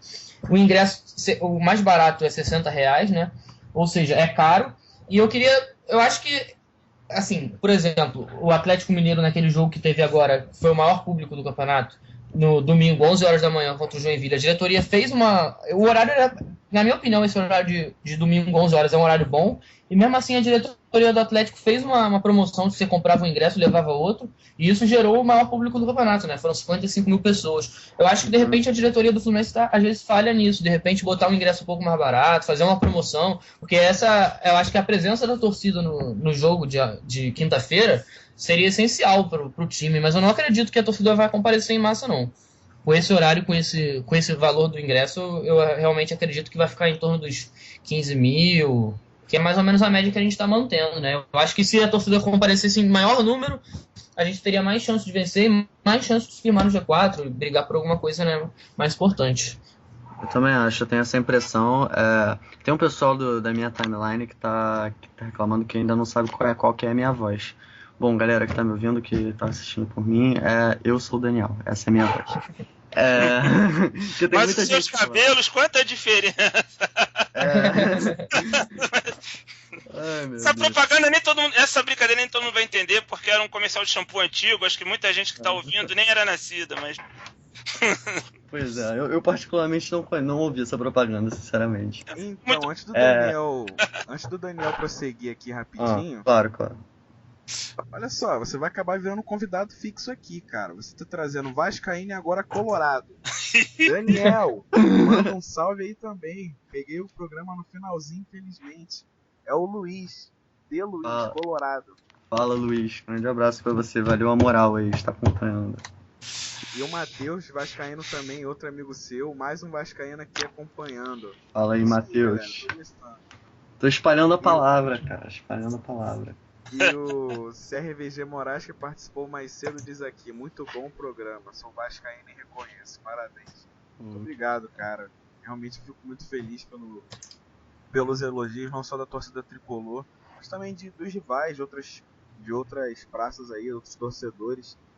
Realmente aqui a gente só fala de Fluminense, é a nossa intenção, mas a gente sempre estimula outros clubes, outros torcedores a fazer o mesmo pelo seu clube. É sempre muito legal, a gente vê aí que a imprensa tem muito má vontade com certos clubes, então isso aqui é uma iniciativa pro Fluminense, mas eu sempre incentivo a quem quiser que faça pelo seu clube, sim. Pois é. E a Eleni... Fala. Não, rapidinho, só pra... Claro. Temos aqui também a Eleni. Gente, já tô com pena do Wellington Paulista. Imagina chegar num clube onde 99,97% não querem o cara. Pois resta ele meter gol pra poder mudar essa estatística aí, né? Ele é profissional, né? Então ele tem que... Já deve estar acostumado com a pressão, né? Então vamos ver como é que vai ser. Bom, agora sim, Daniel tem a palavra, pode falar. Bom, falar rapidinho as impressões aí que eu tenho desse próximo jogo. Eu lamento também, conforme vocês já adiantaram da questão da torcida, o preço do ingresso ele já havia sido estabelecido algumas semanas atrás, né? O opt-in já estava aberto há um tempo, mas não dá para entender muito porque o jogo da semana passada contra o Santos, que era quinta-feira, 9 horas da noite, mesmo horário, e o Fluminense também no G4, numa situação parecida com a de agora até, custou R$40 a inteira, e esse contra o Cruzeiro, que é um time de igual grandeza, é um jogo praticamente de mesma importância, custar R$60. Acho que não faz muito sentido e desanima um pouco. Eu falei isso ontem, eu acho, no Twitter, que eu acho que a torcida tem um pouco de preguiça, isso tem que ser colocado, mas eu acho que o pessoal também, a diretoria, todo mundo tem que começar a pensar a raciocinar um pouco na cabeça do torcedor, sabe? Porque o torcedor que não é abnegado, que não vai estar lá sempre, porque os abnegados vão sempre, né? E os que podem ir, claro, vão sempre, vão estar lá os 10 mil de sempre. Mas tem que pensar em cativar também aqueles que precisam de argumentos para ir, né? E você colocar preços desiguais para jogos parecidos, sabe? O cara fica meio balançado, sabe? Pô, o cara tá me explorando, sabe? Não sei o que. Meio que você tentar forçar uma associação, ou cobrar ingresso caro para incentivar você a se associar. É um pouco complicado, é difícil chegar no ponto ótimo disso, mas eu lamento que os preços estejam relativamente altos no momento que o Fluminense precisa da torcida.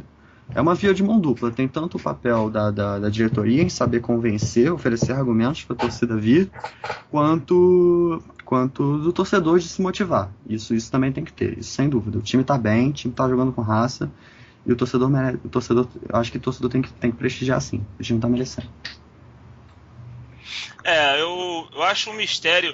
Eu já confesso que já dediquei muito tempo de raciocínio, de reflexão sobre a torcida do Fluminense, mas se eu dissesse que eu tenho na ponta da língua as explicações para essa queda no comparecimento da torcida, eu não tenho não, porque nós colocamos 23 mil pagantes e 28 mil pessoas de público total na estreia do campeonato. E contra um time pequeno, Joinville, um jogo que não tinha tanto apelo, e nós colocamos um público relativamente bom. Era um sábado, né? Também tem esse aspecto. Mas apesar de sábado, é um horário bem ruim, 21 horas, que é um horário que muita gente ou tá a fim de ir pra balada, outro foi convidado para um casamento, para uma festa de aniversário, né? Não fosse sábado, 4 horas, 5 horas, tudo bem, mas já era um horário ruim. E agora a gente está observando uma queda no público, né? Contra a Ponte Preta, se eu não me engano, foram 7 mil e poucos pagantes. Agora contra o Santos, a gente teve 11 mil e poucos pagantes e 13 mil de público total. E a diretoria dá um tiro no pé, botando o ingresso a R$60. Como disse o Daniel, muito provavelmente partindo do pressuposto que, aumentando o preço do ingresso, ela vai forçar o torcedor a fazer as contas e vai convencer o torcedor a se associar. Eu não sou expert em marketing nem nada, mas me parece um raciocínio tolo, porque eu acho que o primeiro passo que a diretoria do Fluminense tem que fazer em relação ao torcedor do Fluminense é fazer com que ele retome o hábito de ir ao Maracanã. Ele não vai se tornar sócio por causa do preço do ingresso, diretoria. Ele vai se tornar sócio porque ele recuperou o gosto de ir ao Maracanã ver o Fluminense. Existe um largo contingente da torcida do Fluminense que perdeu o hábito de ir ao estádio. E é por conta disso que a gente sempre fala, vão os 15 mil de sempre, vão os 15 mil de sempre. Esses são os heavy users, para usar um termo bonito em inglês, são a galera que sempre vai comparecer. Então está me parecendo que a diretoria está raciocinando assim, bom, eu vou faturar em cima dos 15 mil de sempre. Esses vão com ingresso a 40, 60, 70. É um raciocínio medíocre. Em vez de tentar recuperar uma parte da torcida que está afastada dos estádios, parece que a diretoria quer faturar em cima dos poucos que vão, né? E teve uma iniciativa interessante ano passado, que o Fluminense adotou uma tabela popular de ingressos, muito interessante, era R$10 contra clubes do Nordeste, clubes de menor expressão, R$20 para, se não me engano, clubes mineiros ou gaúchos, e R$30 contra clubes paulistas ou rivais cariocas, né? Que eram jogos desistiu disso. Desistiu no meio do campeonato. No meio do campeonato. E ela falou, não, eu me lembro que o presidente ainda falou, é compromisso, nós vamos manter essa tabela até o final do ano. Não manteve a palavra, ele reajustou. Então o torcedor fica olhando assim, caramba, como é que eu vou? Dá para confiar na palavra do clube? Dá para confiar que esse agora vai ser o preço ou não vai? Então são atitudes que vão quebrando a confiança do torcedor em relação ao clube. Agora, questão de ingresso à parte, falando um pouquinho do jogo, eu acho que vai ser um jogo muito complicado, porque além dos desfalques que a gente vai ter, já mencionados, do Wagner, que está de saída, do Vinícius, que vai ser uma ausência prolongada, e do Edson, né, que está suspenso pelo terceiro amarelo, a gente ainda corre o risco de não ter o Giovani. Se bem que não sei se eu posso falar assim, encher a boca para dizer correr o risco.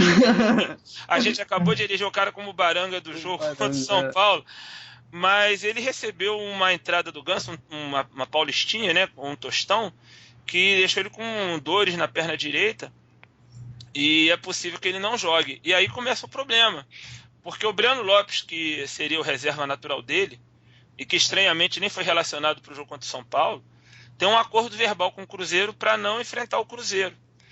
Então é bem possível que a gente tenha que improvisar aí. Não à toa, o Anderson chamou o Léo Pelé para treinar entre os profissionais, né? Então pode ser que esse jogo assinale aí a estreia do Léo Pelé no time profissional, mas eu acho, assim, aí já é um feeling pessoal meu, que dado o perfil conservador do Anderson, veja bem, ele nem escalou o Marlon contra o São Paulo, né? Poderia ter começado o jogo com o Gustavo Scarpa, preferiu jogar com 3 volantes. Eu acho que esse cara vai acabar improvisando o Wellington Silva na esquerda e botando o Renato na direita. Ou vice-versa, quem sabe, até improvisando o Renato na esquerda. Mas como o Wellington Silva já jogou, se eu não me engano, no Campeonato Carioca contra o Botafogo, improvisado na esquerda, e se saiu até bem, eu não vou ficar surpreso se o Anderson optar por isso. E a gente vai pegar um Cruzeiro que também está pressionado. O Luxemburgo começou muito bem, vencendo, atropelando o Atlético, atropelando o Vasco, né? E aí começou a ganhou 3 seguidas e perdeu 3 seguidas. Perdeu 3 seguidas. Aí ganhou a última. E agora respirou um pouquinho porque ganhou do Atlético Paranaense. Mas é uma equipe que ainda não tem uma escalação assim, fixa para todos os jogos, ainda não tem um time base totalmente definido. Tanto que me parece que o Leandro Damião, que vinha jogando de titular, andou treinando entre os reservas, assim como o William, que faz o papel de segundo atacante. É bem possível que ele jogue o Cruzeiro no 4-2-3-1 com o Joel fazendo o 9 ali, né? E uma linha de 3 meses ali com o Marquinho, com o De Arrascaeta e o Marcos Vinícius, que é uma revelação oriunda do Náutico, que o Cruzeiro contratou no final do ano. Mas é um time perigoso, porque, bom, se esse time tem no banco Leandro Damião, tem o William, que é um ótimo jogador, e tem esse Marinho, né, que já entrou com tudo, fazendo gol na estreia, é aquele que fez aquela entrevista desastrada, né, falando E tem a palavrão. lei do ex com esse Marinho, É. ele saiu de Xerém, não é E possível. é de Xerém, exatamente. Vai ser engraçado se a gente ganhar com o gol do Marcos Júnior e alguém falou no Twitter, vai ser 2-1, gol do Fred, do Marcos Júnior E do Marinho. e o Marinho, Xerém 2, Xerém A2, Xerém B1, enfim, alguma coisa assim. Acho que eu tô com medo de levar gol do Marinho, cara. Mas vai ser um cara rápido, um cara que tá numa ascendente, então vai ser um jogo difícil. Eu acho que se a torcida não entender que ela tem que estar lá e tem que ser o fator desequilíbrio, não acho papo furado, que torcida faz diferença, faz sim. O jogador fica arrepiado quando a torcida comparece bom número e apoia o time. Eu acho que ela tem que entender que ela tem esse papel, porque eu não considero esse jogo favas contadas não, cara. Vai ser um jogo dificílimo. Acho. Também tenho essa impressão. Acho que o Cruzeiro, ele acaba sendo um pouco subestimado por muita gente, porque era um time muito melhor ano passado, com muito mais jogadores de destaque. Isso acho que é indiscutível. Ele sofreu um desmanche, mas é um time que tem suas virtudes, cara. Eu vi o VT do último jogo contra o Atlético Paranaense, estava passando ontem. O time estava jogando com uma formação interessante, que era o Arrascaeta pela esquerda, o Marquinhos na direita, que é o Marquinhos, que é um jogador que costuma jogar bem contra a gente, né? Contra o Vitória no Maracanã, já jogou bem com a gente pelo menos 2 vezes.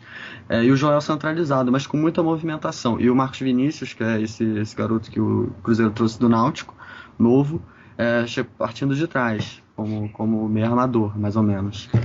Muita movimentação, um time rápido, que vai ser complicado. É um time que, ainda mais se a gente tiver com uma zaga lenta, que até aqui tá dando certo, né? Com o Gun e Antônio Carlos, mas não são dois zagueiros rápidos, né? Com jogadores que se movimentam muito. Por exemplo, o gol do Cruzeiro contra o Atlético, o primeiro gol contra o Atlético Paranaense, o Arrascaeta entrou como centroavante.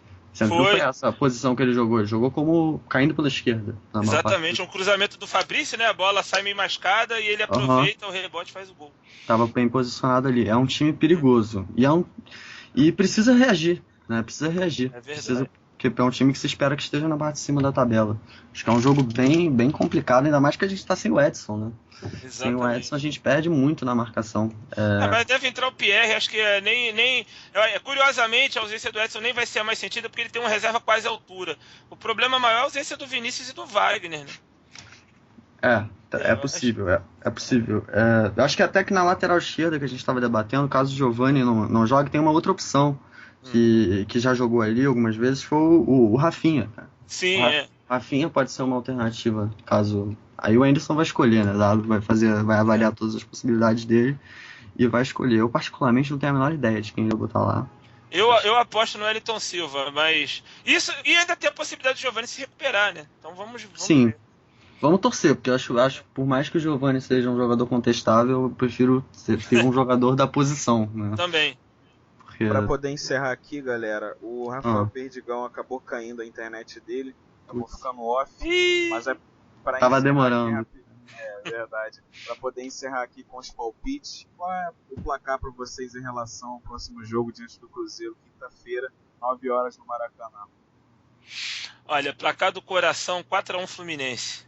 Agora o placar da razão, a galera não vai gostar não, vai ficar chateado comigo, mas acho que vai ser 1-1. Daniel? Olha, é difícil. Eu racionalmente, por extremo, também apostaria no empate, mas para fechar de uma forma positiva, vou apostar numa vitória, uma vitória difícil, suada, tal qual foi no jogo da semana passada contra o Santos. Acho que vai ser um 2-1, bem sofrido mesmo, com gol no final, aquela vitória bem com a cara do Fluminense mesmo. Mas vou apostar numa vitória, mas não vai ser fácil não, cara. A gente vai precisar de muito apoio da torcida. Quem for tem que ir, incentivar muito, ter paciência, porque é jogo duro, cara. Jogo pra ganhar, mas é jogo duro. É isso aí. Nossas pautas se encerraram, a gente estourou nosso tempo, mas é aquilo. A conversa quando tá boa, a gente nem percebe, passamos de 1h30. A gente espera que todos estejam aí nos escutando ainda. A gente agradece realmente pela audiência. Hoje foi um pico enorme de pessoas que participaram pela internet. Fico muito feliz com isso. Apenas nosso terceiro programa. A gente está conseguindo alcançar um público legal. Muita gente participando. Agora com a parceria da Radionet. Agora com a parceria com o Tunin. Enfim, também através do computador. Todos podem participar. Eu realmente agradeço, estou bem feliz e anuncio aqui, como véspera de pré-jogo, na próxima quinta-feira, às 18 horas, a reprise de Fluminense 3, Cruzeiro 2, partida pelo Brasileirão 2009, aquela reta final bem legal. A gente venceu o quê? 6, empatou uma, né? Por aí. E aí acabou ficando na primeira divisão. Anuncia que a reprise na próxima quinta-feira, às 18 horas. A reprise de Fluminense 3, Cruzeiro 2, aquele time com o Michael Bolt, com o Fred, inspirado. Gol de cabeça do Gum. Exatamente, é isso aí. Enfim, eu agradeço a audiência de todos, agradeço também a participação dos integrantes. Muito boa noite ao Daniel, muito boa noite ao Perdigão, boa noite ao Bruno, muito obrigado. Boa noite. É isso. Valeu, Vence o Fluminense. Posso fazer só uma consideração final rapidinho? Claro.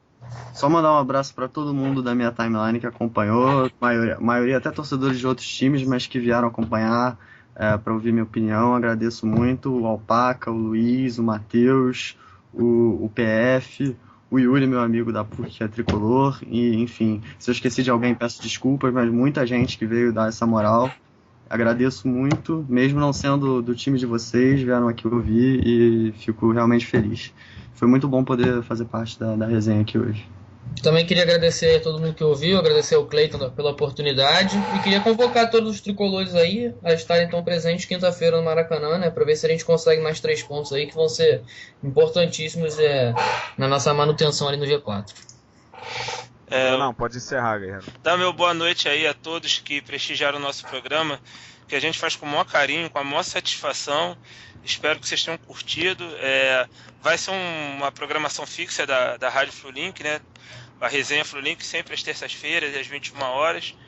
E mandar o meu abraço também para a galera do Bate-Papo Tricolor, né, no WhatsApp, que é uma família verdadeiramente, uma galera que respira Fluminense 24 horas por dia, tá sempre conversando, trocando ideias, trocando notícias, e que também tá ligadinha aí na nossa Rádio Flulink, né? A Elenir, por exemplo, o Thiago Caruso, que mandaram aí comentários, são do Bate-Papo Tricolor. Meu abraço fraterno a eles e a todos que prestigiaram nosso programa. Valeu, Cleiton. Valeu, agradeço realmente. Esse foi o Resenha Flulink de número 3. Saudações tricolores e vence o Fluminense.